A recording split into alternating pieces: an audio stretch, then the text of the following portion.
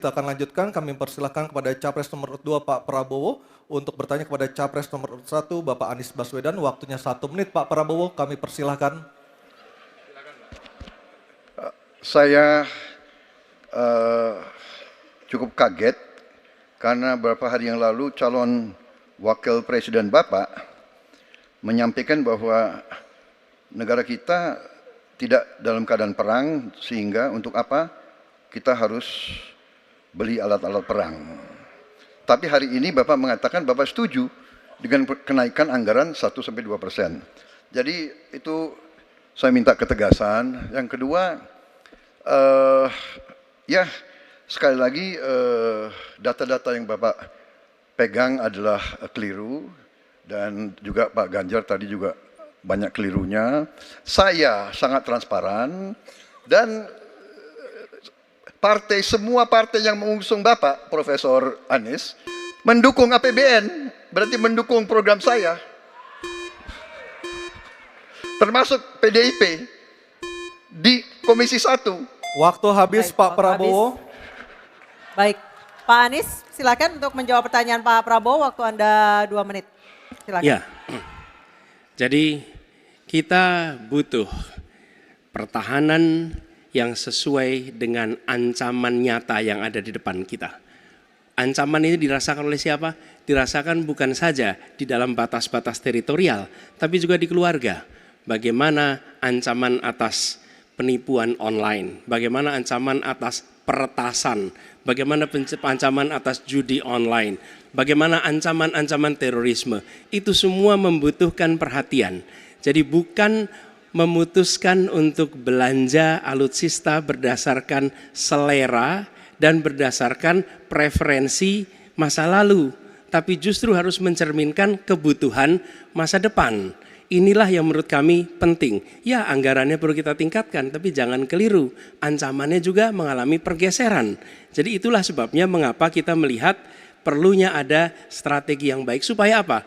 Supaya kekuatan yang kita miliki mereka bisa bekerja dengan optimal, tidak sia-sia.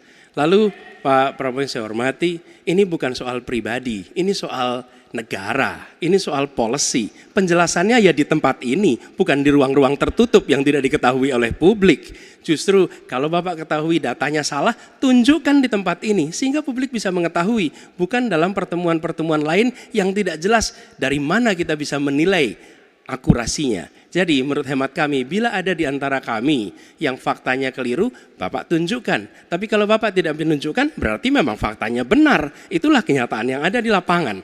Dan ini juga yang selalu kami gunakan. Kami gunakan fakta-fakta itu. Itulah sebabnya, Pak, kami melihat penting sekali untuk kita tenang, dingin, jangan emosional dalam menghadapi persoalan-persoalan kenegaraan, dalam menghadapi persoalan-persoalan pertahanan. Demikian jawaban kami. Terima kasih. Baik, terima kasih Pak Anies. Oke, tenang dulu. Tenang dulu. Mohon tenang Bapak dan Ibu, mohon tenang supaya kita bisa mendapatkan intisari dari jawaban maupun pertanyaan dari ketiga capres kita ini. Dan kami persilakan Pak Prabowo untuk menanggapi Pak Anies dalam waktu 1 menit Pak. Kami persilakan Pak Prabowo. Pak Anies.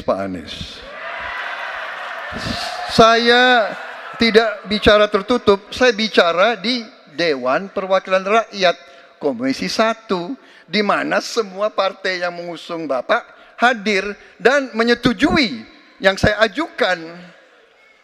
Jadi dan juga sekarang waktunya nggak ada, jadi saya mengundang kita bicara terbuka. Terbuka, silakan. Tapi saya ingatkan, Bapak cinta atau tidak dengan negara ini? Masa kita mau buka semua kekurangan kita, semua masalah kita buka di depan umum? Apakah itu pantas? Di negara yang baik, di negara maju, masalah rahasia ada, Profesor. Jadi bohong, saya tidak minta tertutup. Saya terbuka, Komisi DPR terbuka. Baik, waktunya habis. Waktu habis Pak Prabowo, waktu habis. Kami persilakan Pak. Mohon tenang. Tenang dulu kita lanjutkan. Supaya pemirsa di rumah juga bisa mendapatkan intisari dari acara kita malam hari ini. Mohon tenang. Silakan Pak Anies. untuk menggerakkan tanggapan atas pernyataan Pak Prabowo, waktu Bapak 1 menit. Tidak ada yang perlu dirahasiakan. Bapak Presiden menyampaikan, Bapak punya lahan lebih dari 340.000 hektar, sementara TNI kita, prajurit kita, selebih dari separuh tidak punya rumah dinas. Itu fakta, tidak perlu dibicarakan secara tertutup. Itu kekurangan yang harus kita perbaiki. Dan ketika tadi Bapak mengatakan, Bapak akan meningkatkan kesejahteraan. Pak, Bapak ini sudah Menhan selama 4 tahun, hampir 5 tahun. Bukan calon Menhan. Jadi harusnya menunjukkan inilah yang sudah saya kerjakan. Bukan mengatakan apa yang akan dilakukan. Nah saya menyampaikan, bila saya ditugasi maka kenaikan gaji dilakukan tiap tahun. Maka perumahan prajurit TNI dipastikan dibangun. Sehingga mereka tidak perlu ngekos, tidak perlu mereka sewa. Dan mereka bisa tenang. Mereka diminta mempertahankan setiap jengkal, tapi kita tidak memberikan tempat tinggal bagi mereka berdinas. Itu tidak benar, itu harus dikoreksi. Baik, waktu habis. Terima kasih Pak Anies.